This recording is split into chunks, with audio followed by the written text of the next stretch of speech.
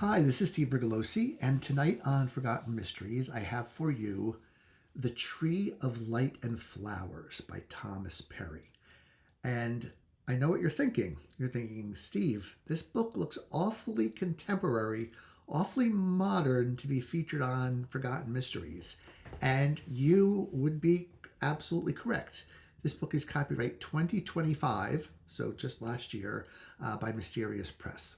And the reason I bring it to you is that um, I have the utmost respect for Thomas Perry. He passed away last year, and his Jane Whitefield series, of which this book is the last of 10, and the last of his published books before he died, I think is truly worthy of some praise and some gushing. And so even though his lead character, who we'll get into, is very well known, I think, and far from forgotten, I just wanted to do this video as a tribute to Thomas Perry and to this series because it's given me so many enjoyable hours of reading over the decades. FYI, the first book in this series, the Jane Whitefield series, is this one here. It's called Vanishing Act, and this was published in 1995 by Random House. And Perry did an interesting thing. Instead of sticking only with a series character, he mixed it up with standalones and different experimenting with different aspects of the genre. Usually, always suspense related. But there was more to Thomas Perry than the Jane Whitefield series. His output on the standalones, I think, was maybe a little inconsistent. I think the quality is much more reliable in the Jane Whitefield series, and I'll get into the reason for that in a minute. So just a little bit about Perry before we go any deeper. He was born in Tonawanda, New York, and lived quite an interesting life. Worked as a fisherman, worked as a TV producer, worked as a university administrator, and published about 30 books and won the Edgar for first best novel for his book The Butcher's Boy, which unfortunately was turned into a movie that wasn't that great. But Thomas Perry has the respect, I think, of his colleagues and his contemporaries, and a lot of devoted followers, of which I am one. And so it kind of broke my heart to read this book because I knew it would be the last of the Jane Whitefield books. But I also had really positive expectations for it because the cover here, put a tree on a cover and I'm hooked. I love trees, and there's just something about a tree as the center image on a book jacket that always attracts my attention. And you can notice up top the difference between the type size for the author's name and then the book title.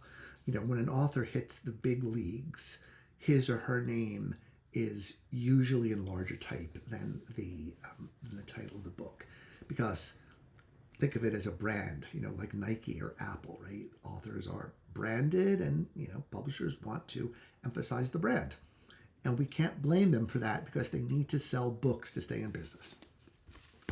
So for those of you who don't know, I just want to give you a brief orientation to Jane Whitefield and who she is. So Jane she lives in Amherst, New York, which is in Western New York State, and she is a member of the Seneca Nation. She is married to a surgeon, Dr. Carrie McKinnon, and they have a very good, interesting, not always perfect relationship. I'll get a little bit more into that. And Jane has a very interesting job. What she does is help what she calls runners. In fact, you may be thinking back to that old movie from the 70s, Logan's Run, where runners who tried to get out of the hermetically sealed city had to be found and exterminated. Here, though, runners are people who are innocent and have found themselves in very bad positions through no fault of their own. For example, maybe they witnessed a mob hit, or maybe they are the target of a psychopath or a stalker, and they need to disappear. They just need to get away from the person or people who are pursuing them, usually to kill them. And it's Jane's job to get them a new identity and establish them in a new life that's completely severed from their previous life, usually in a very different part of the country. And that is her job. And she feels like she has this responsibility. It's almost part of her tribal identity as a member of the Seneca Nation, that she has been given this job by her clan or by her spirit guides. And she does have a spirit guide in this book. It's a man whom she helped successfully escape, but then who later was found and killed. So one of her sadder cases.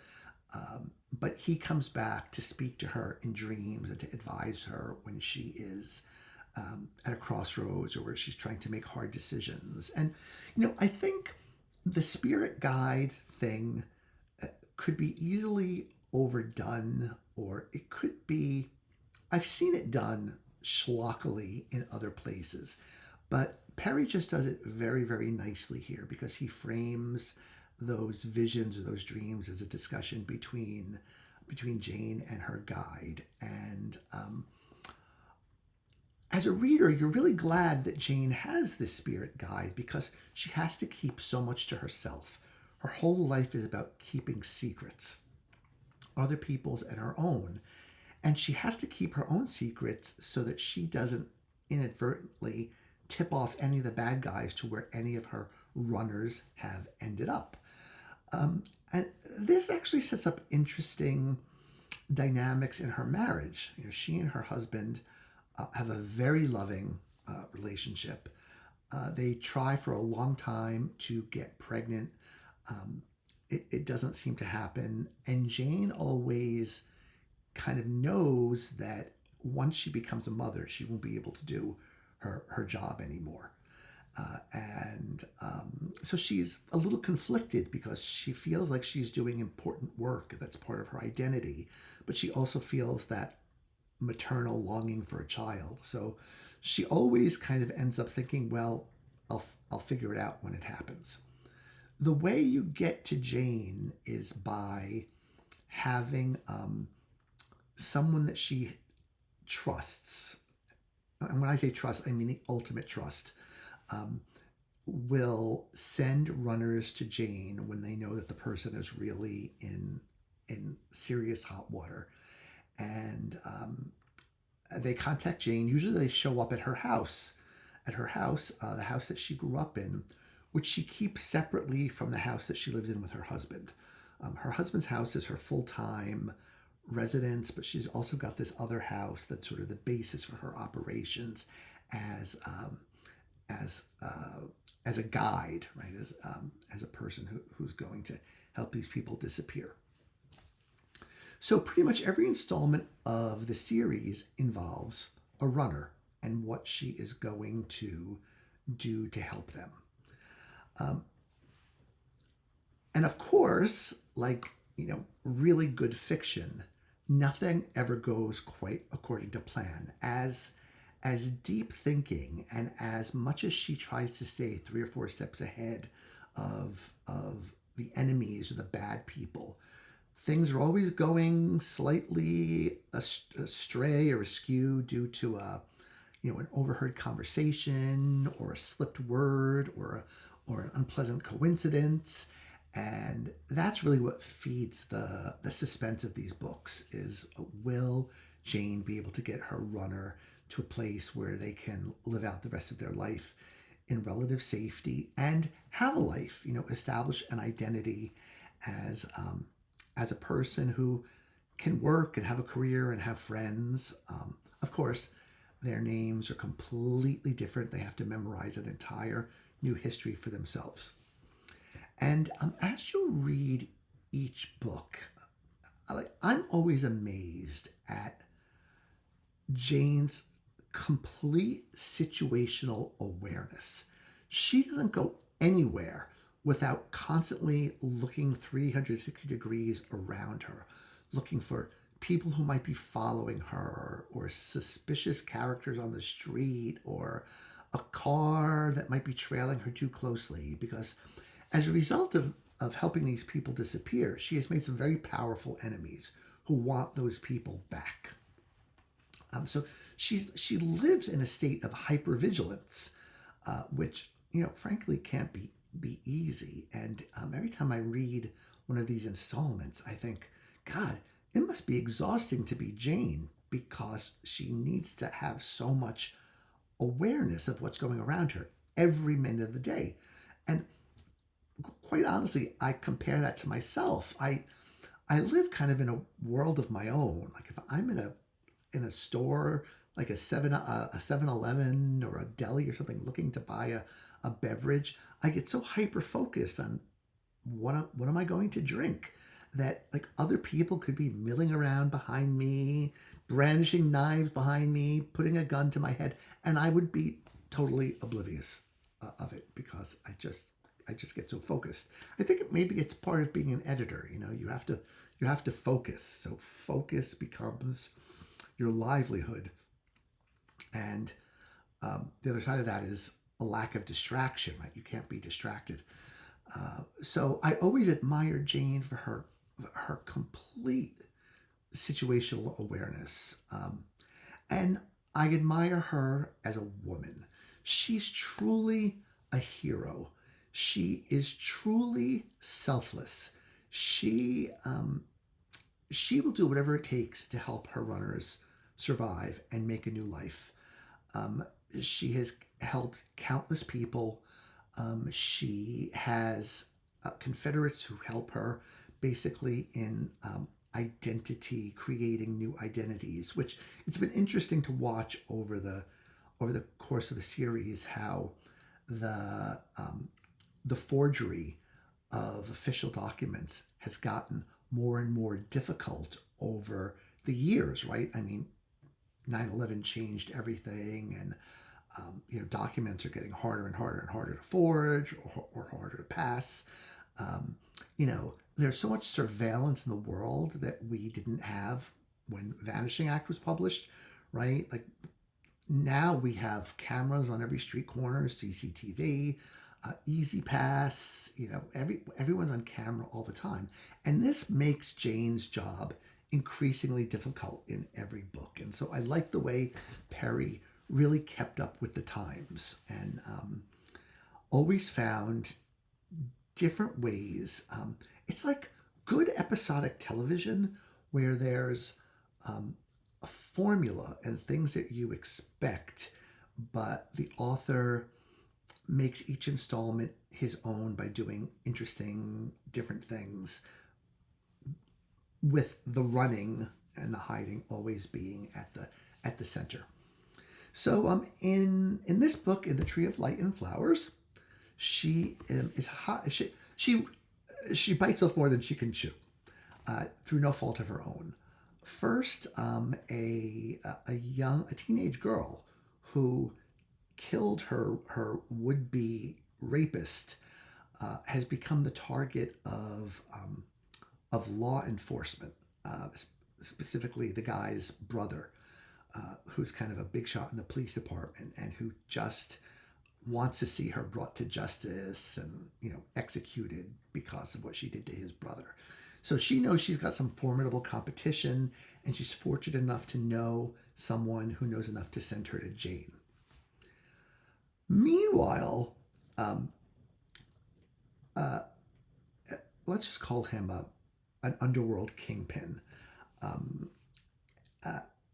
has decided that he is going to do whatever it takes to capture Jane, because she knows the whereabouts and identities of all of these other people, and he feels like if he can torture that information out of her, he'll be able to sell it to all of the people who are looking to kill those people who have been safely installed elsewhere. And so he sees a huge payday if he could just capture Jane. And he sends, I guess you would almost call it Jane's dark twin, to find her. Her name is Magda, and she is a Russian woman completely without conscience, a psychopath, a sociopath, but also very smart, is as good at tracing people and knowing what's going on around her as Jane is. So it's almost like take the bad side of Jane and you've got Magda. I can't really say Magda has any good qualities. She's purely a villain, but she's formidable, and she really puts Jane through her paces in this book.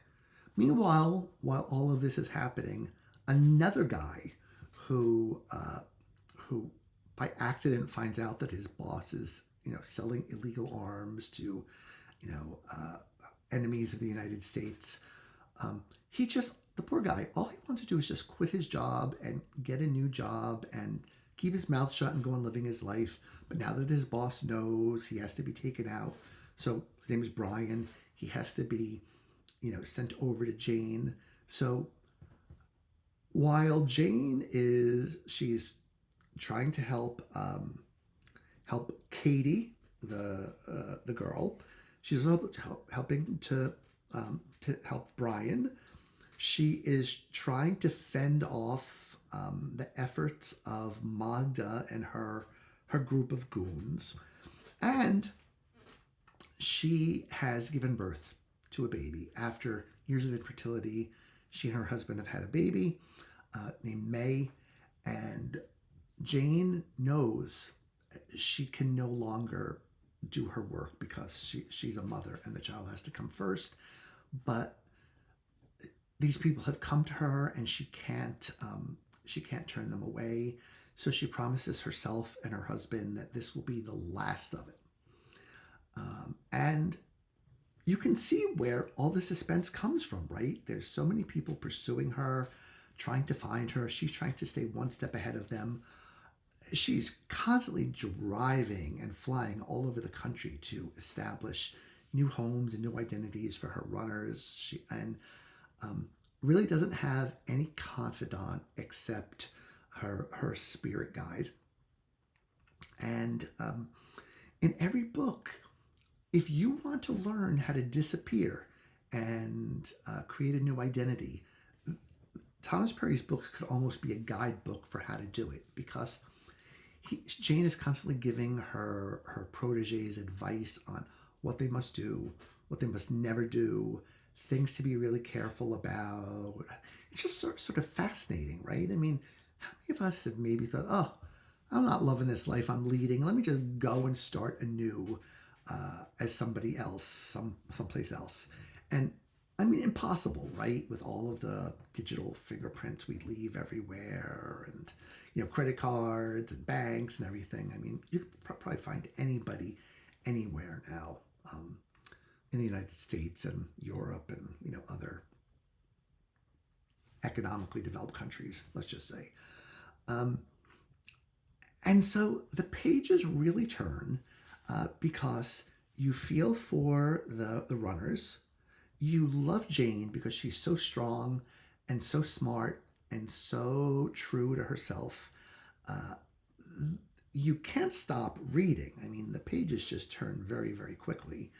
And when you get to the end, you always feel this sort of satisfaction. And you have this sense of, I'm waiting for the next Jane Whitefield adventure. And I know it's not going to happen immediately. It might take 3 or 4 years.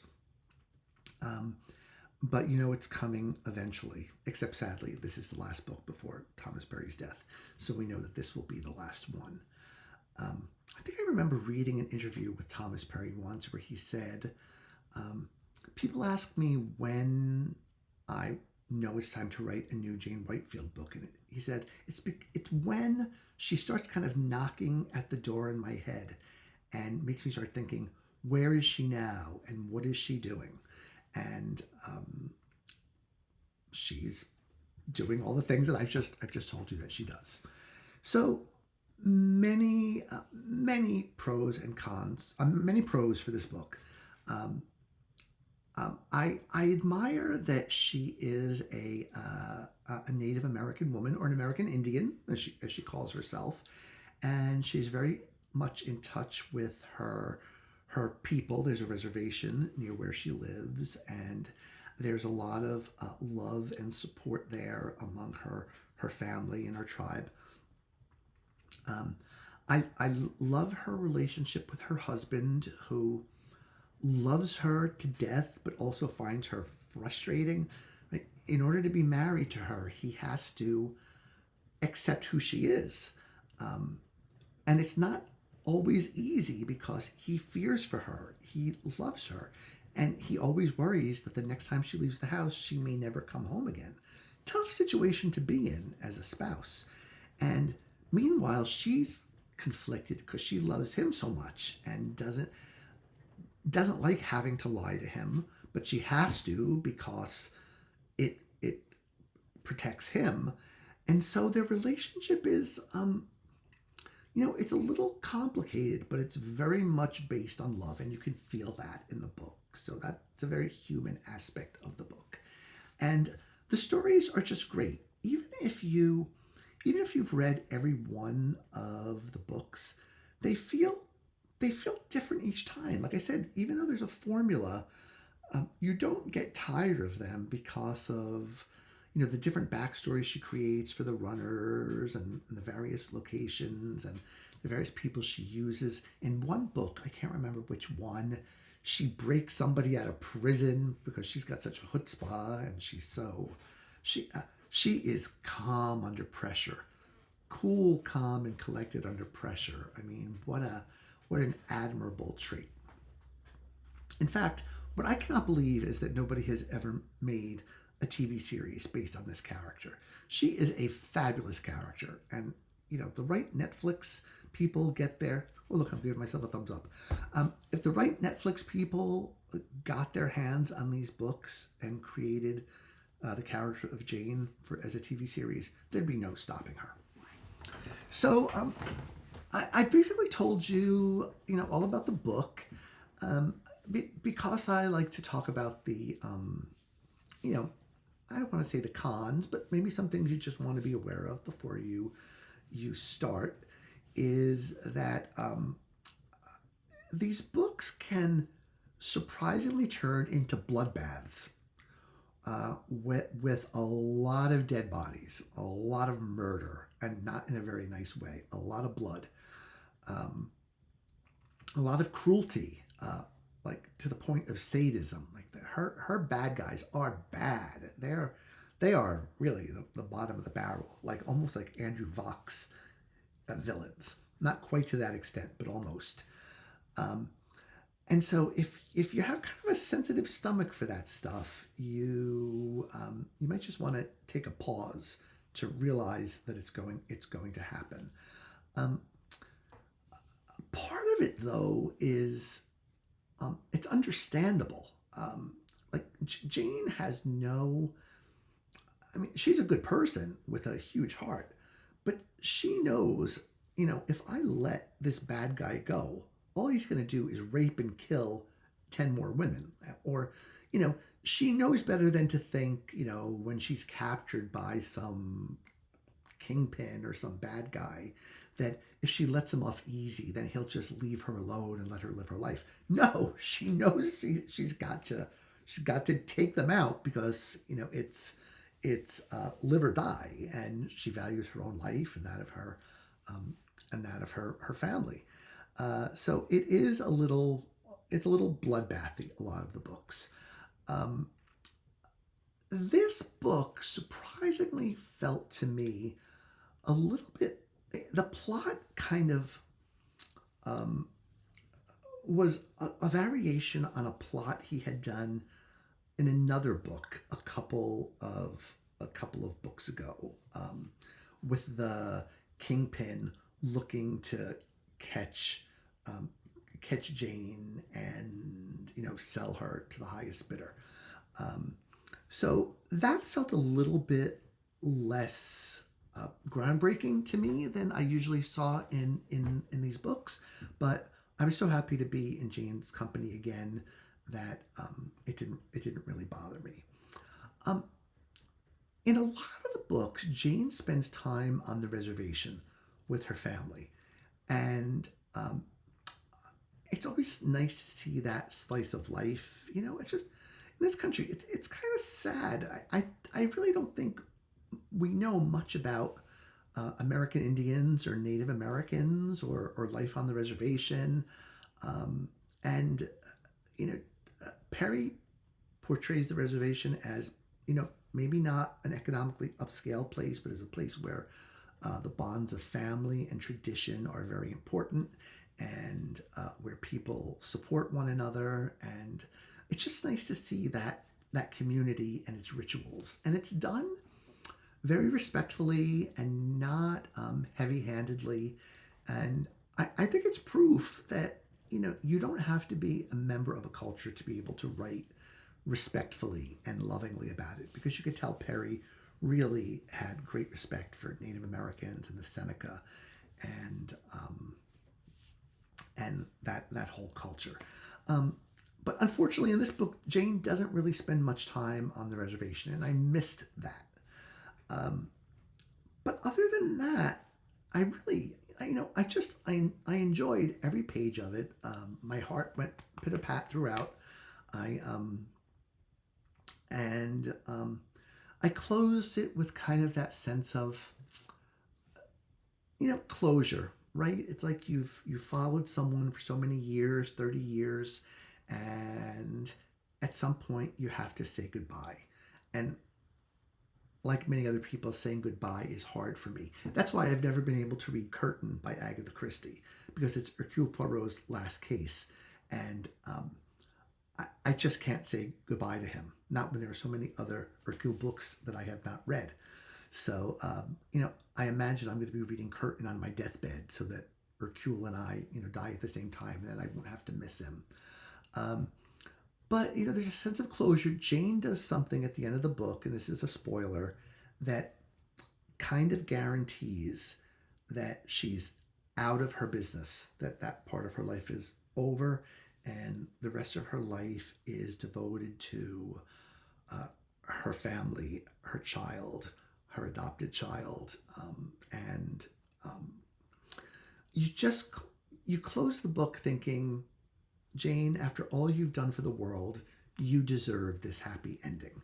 And it does feel happy. You kind of feel like Jane has made her statement to the bad guys of the world. I'm retiring. Leave me alone. You know what I'm capable of if you come after me. So if you want to take that chance, do, but I really recommend that you don't.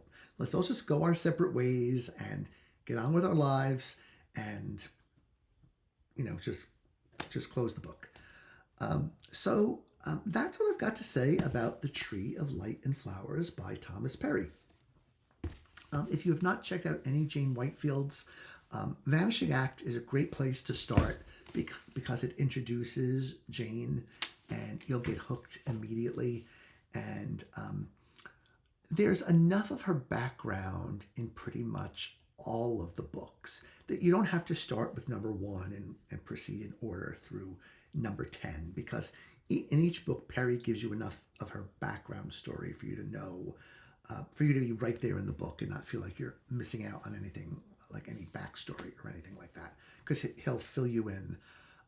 Another thing that he does well is fill in the backstory in a very concise and easy to read way.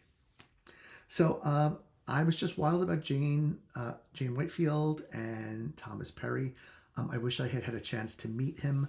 I think he was at a couple of the mystery conventions I had attended back in the day, and I never got to say hello. I was intimidated, right? I probably just thought, how can I shake the hand of this great man, who I really look up to. But that's it for tonight. I know some of you watchers have read Jane Whitefield books. If you have, please share your memories, your stories, your thoughts, your opinions, your comments below. And I will see you next time when we will be back to the old stuff, to the truly forgotten mysteries that are the core of this channel. Okay, thank you and have a good night.